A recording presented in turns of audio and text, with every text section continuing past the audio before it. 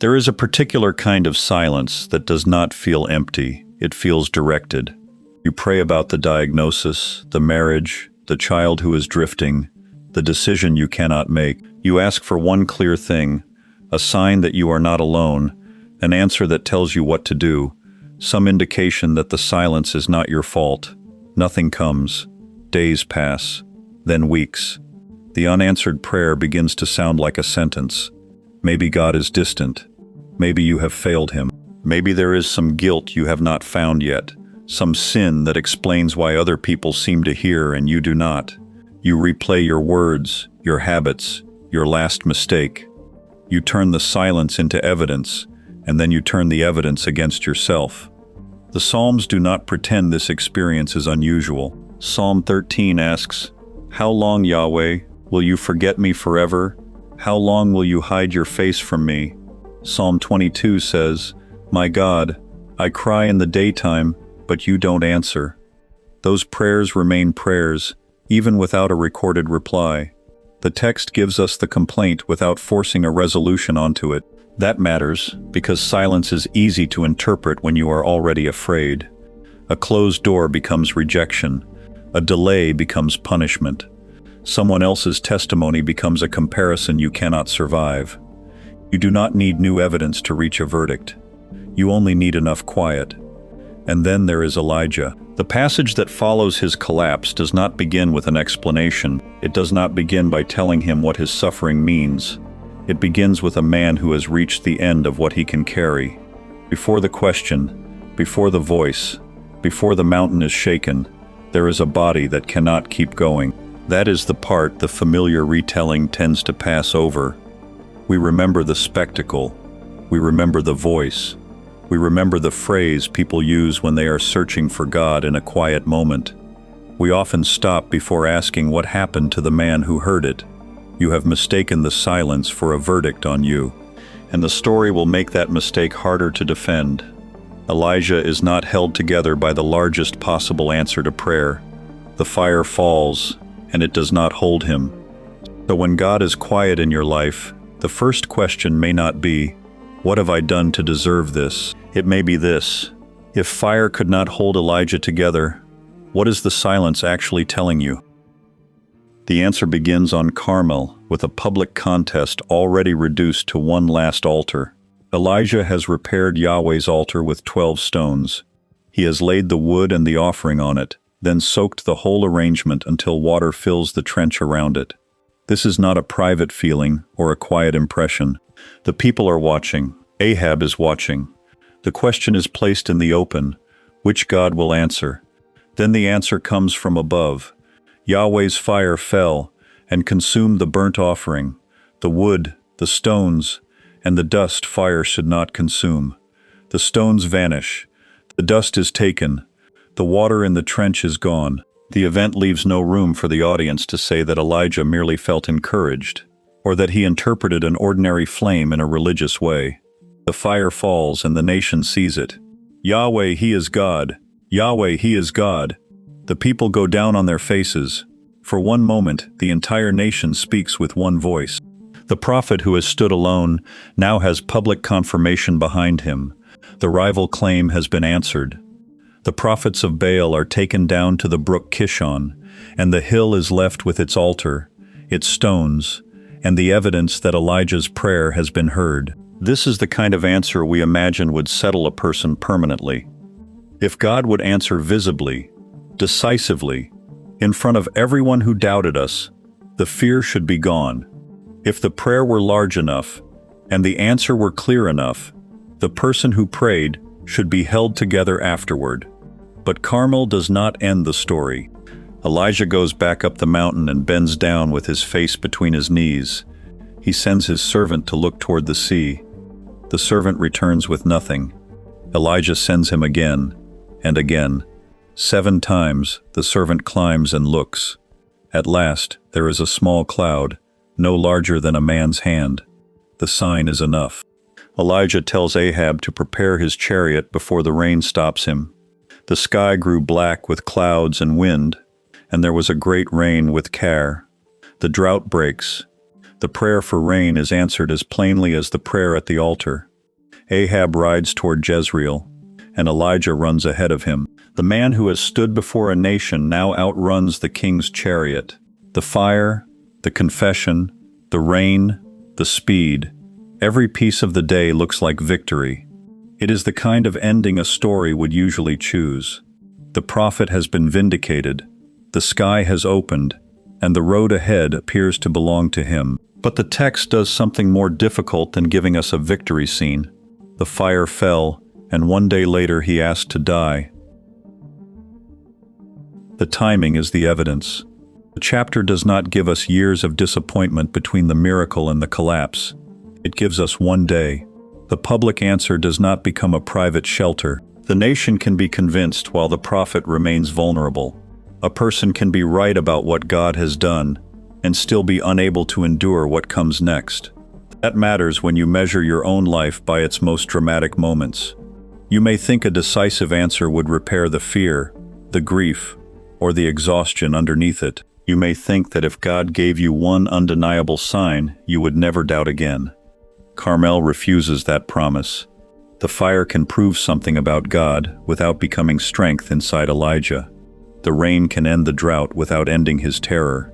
The crowd can shout the right words without staying beside him when the threat arrives.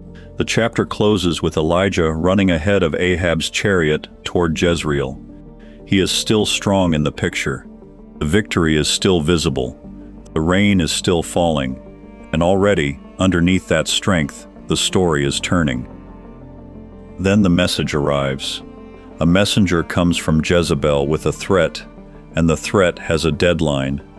There is no debate, no appeal, no second prayer before the response. The man who repaired the altar and watched fire consume stones and dust now hears one sentence aimed at his life. If I don't make your life as the life of one of them by tomorrow, about this time, that is enough to change the shape of the story. The threat is not described as a test Elijah passes or fails. The text does not stop to measure his courage. It records what fear does to him. He arose and ran for his life.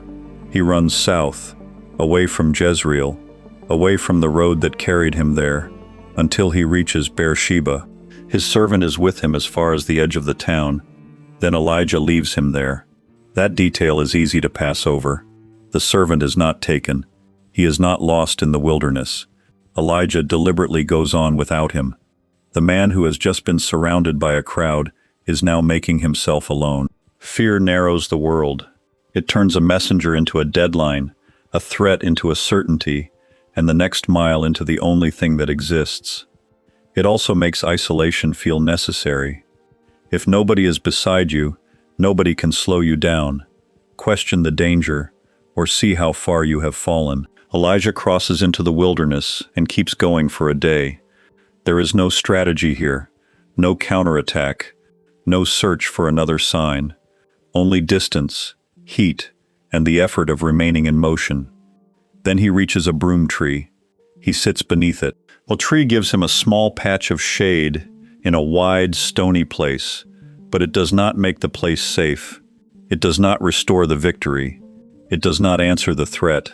The man who ran has reached the point where running has taken him, and there, beneath that tree, he asks to die. It is enough. Now, O Yahweh, take away my life. The sentence is brief, and the text leaves it brief. It does not give us a speech explaining every cause. It does not call the request rebellion. It does not turn it into a dramatic performance for us to admire or condemn. This is what collapse looks like in the passage.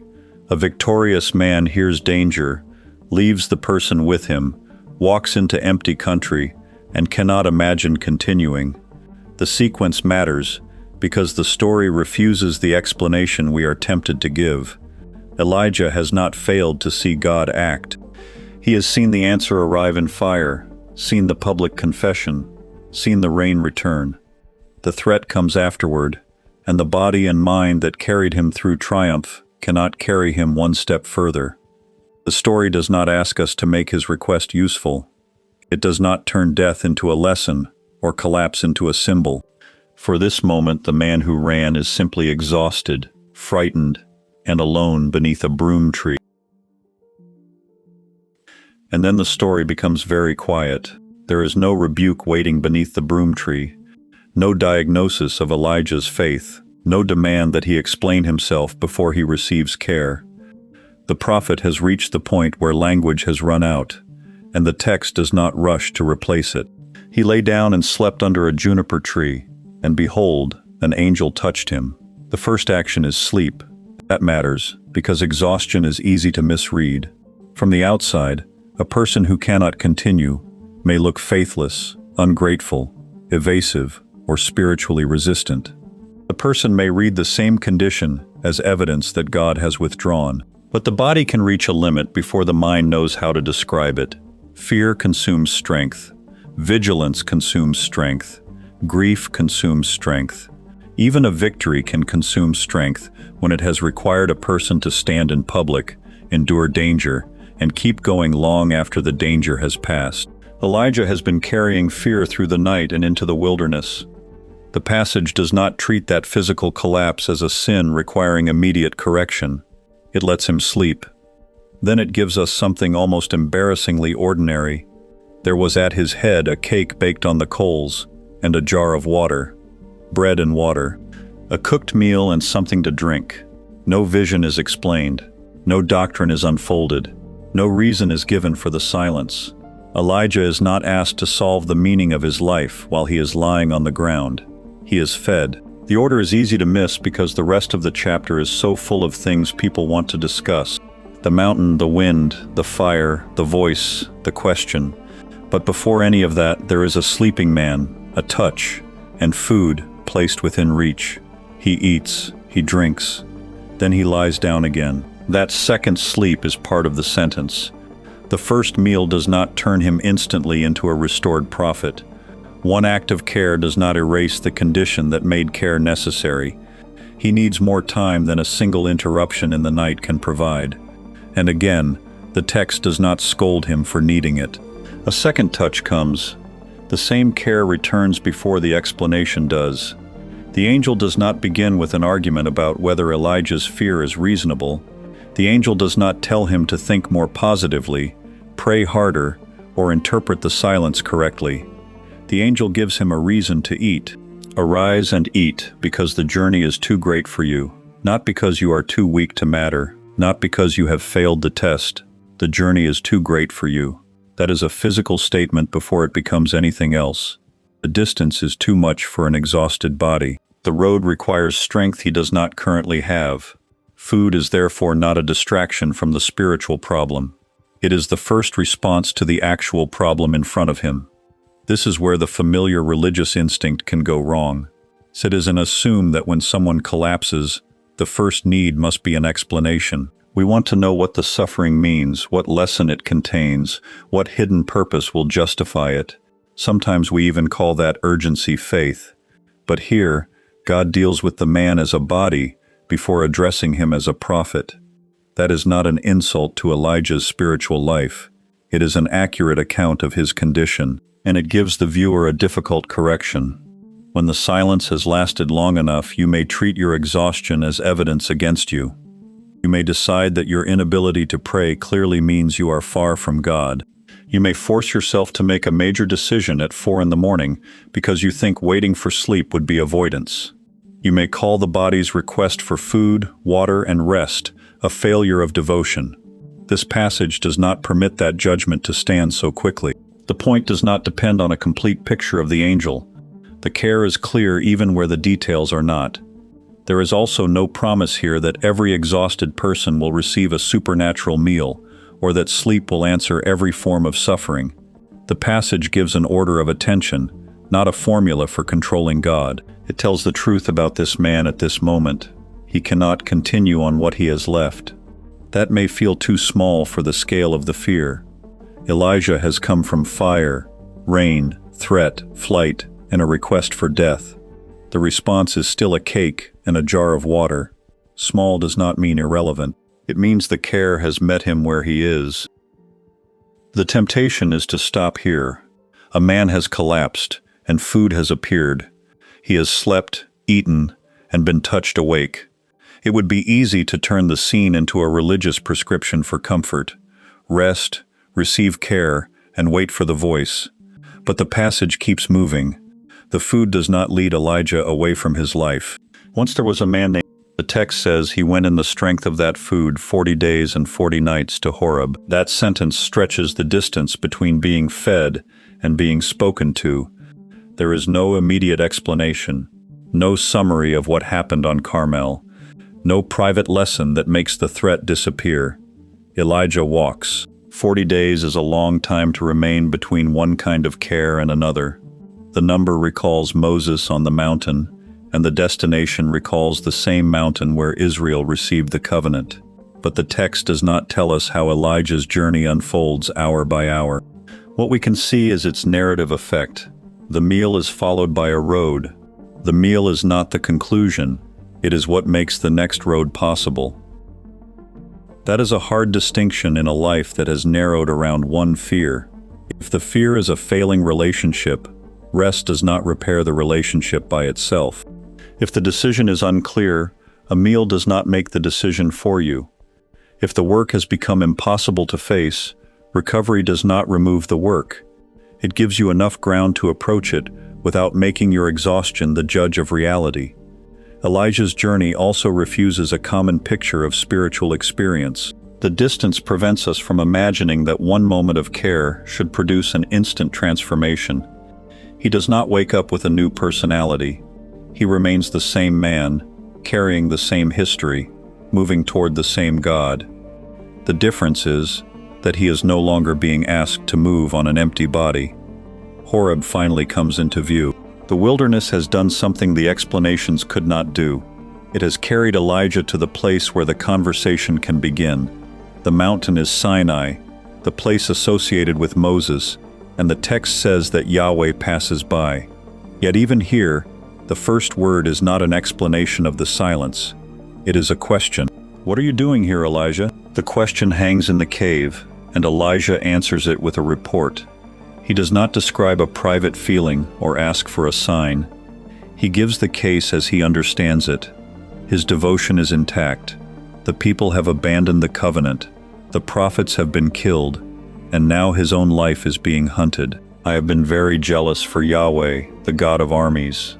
I, even I only, am left, and they seek my life to take it away." Then the mountain begins to move. A great and strong wind tore the mountains and broke in pieces the rocks before Yahweh. But Yahweh was not in the wind. The scene is built for recognition. This is the sort of event people expect to settle the question. If the mountain breaks, surely the meaning of the silence will break open with it. If the world itself shakes, surely the man inside the cave will be shaken out of his despair. But the text refuses that conclusion. The wind is real. The damage is real. The terror is real. Yahweh is not in the wind. After the wind, there was an earthquake, but Yahweh was not in the earthquake. The ground breaks beneath the cave, the earthquake happens, and Yahweh is not in the earthquake. After the earthquake, a fire passed, but Yahweh was not in the fire. The sequence grows larger. First the mountain is torn, then the ground is broken, then fire passes through the scene.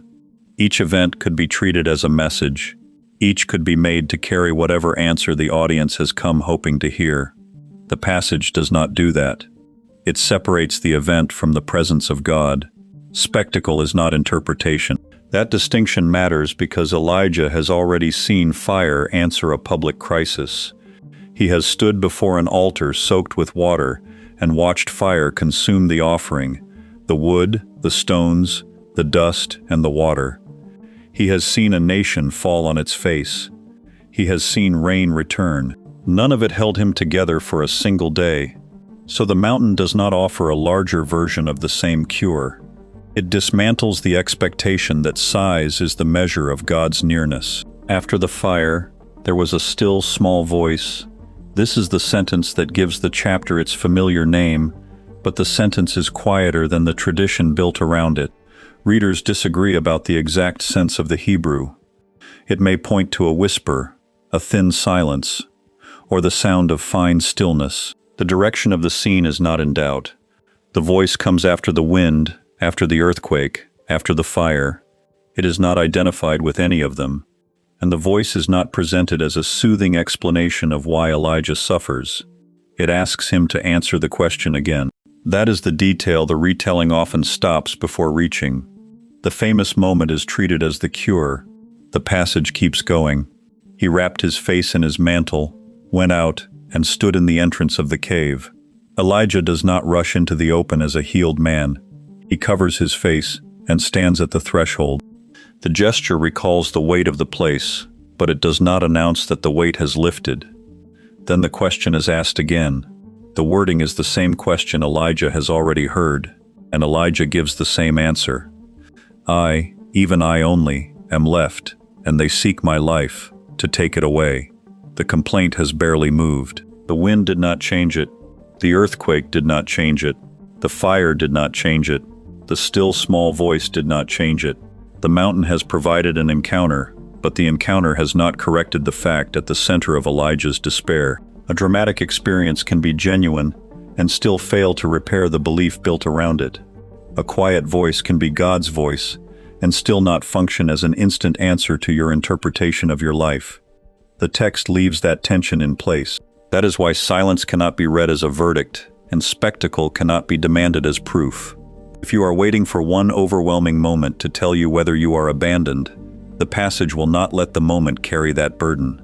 Elijah's mountain experience is real. His despair is still real afterward. The honest reading is less satisfying and more useful. Sometimes the encounter does not change the answer you give. It exposes how fixed the answer has become. And there is one more refusal in this scene. The passage does not promise that every prayer ends in a voice.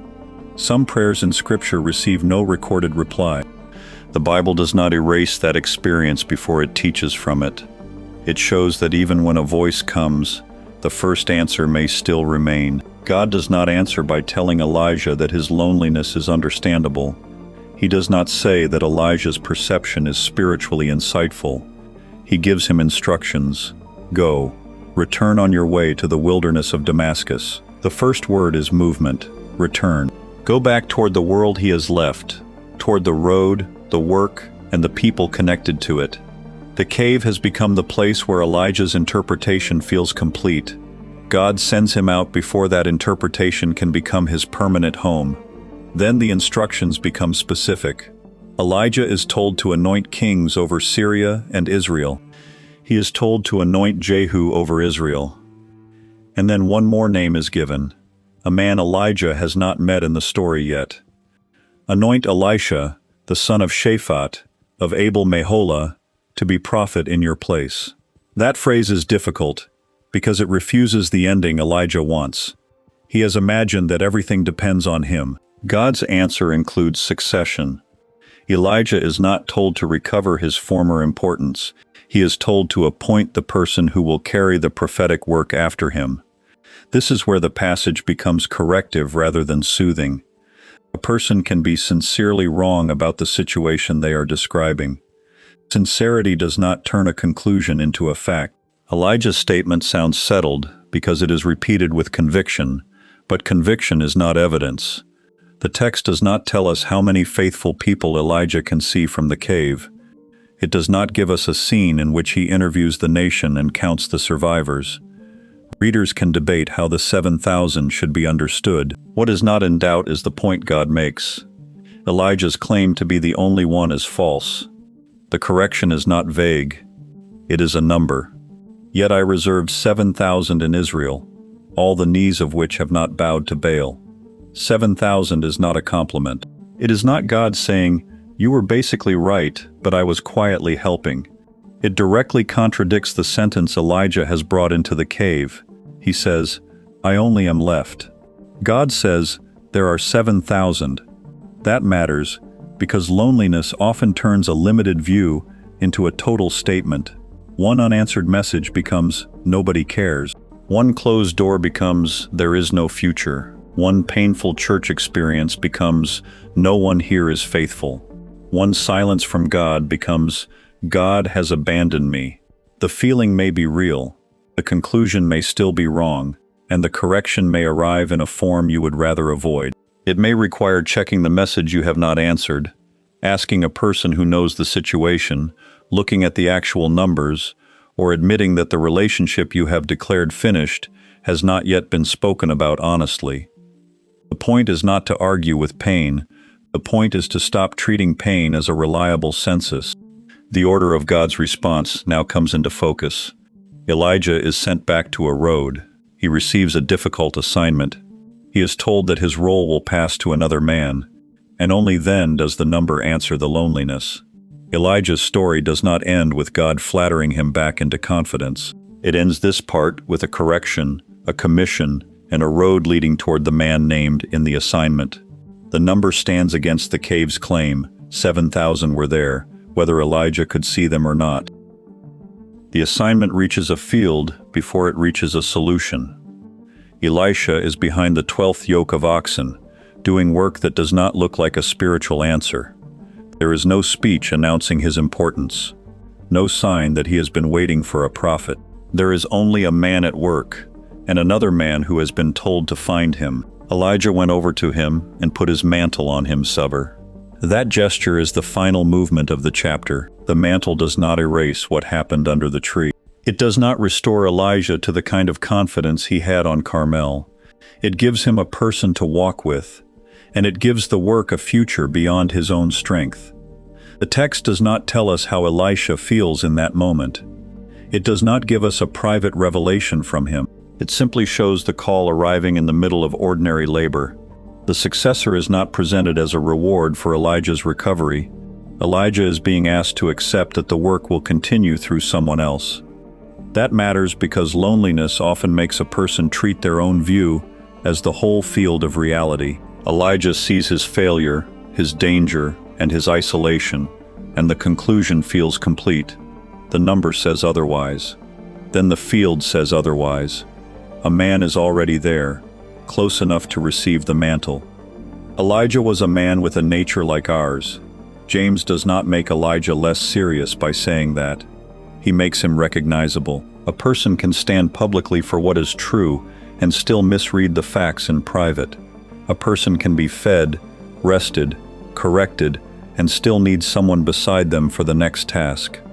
The passage itself gives no promise that every season of silence ends with a personal message. So make the application concrete. Before you decide what God's silence means this week, sleep, eat, check the fact you are treating as certain, do one necessary piece of work, and call one person. The Psalms leave their questions open. Their silence is not explained away, and their unanswered cries remain honest prayers. But silence is no longer automatically a verdict against the person hearing it. The revelation came later. The bread came first.